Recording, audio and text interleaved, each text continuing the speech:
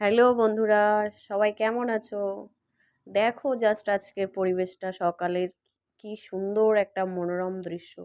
আগের দিন রাতের বৃষ্টি আর সকালের বৃষ্টি মিলে গাছের ওপর বৃষ্টির ফোঁটা পড়ে একটা অনবদ্য দৃষ্টি তৈরি হয়েছে। তারপর আমি ঘরে এলাম, ঘরে এসে বিছানা ঝেড়ে পরিষ্কার করে নিয়ে স্নান সেরে রান্নাঘরে এলাম বাচ্চাদের টিফিন বানানোর জন্য। বাচ্চারা আজকের বলেছিল তারা আজকের টিফিনে গোলা রুটি খেতে চায়।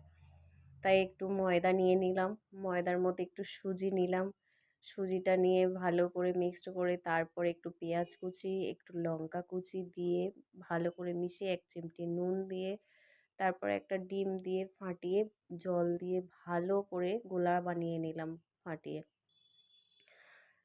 তারপরে ওটাকে তাওয়ার মধ্যে দিয়ে একটু তেল দিয়ে এপিট ওপিট করে ভেজে নিয়ে কড়া করে ভাজতে হবে, কড়া করে ভেজে বাচ্চাদেরকে খেতে দিলাম।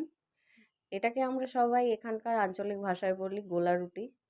তোমরা কে কী ভাষায় জানো, কে কী নামে জানো আমাকে কমেন্ট করে জানাও। টাটা।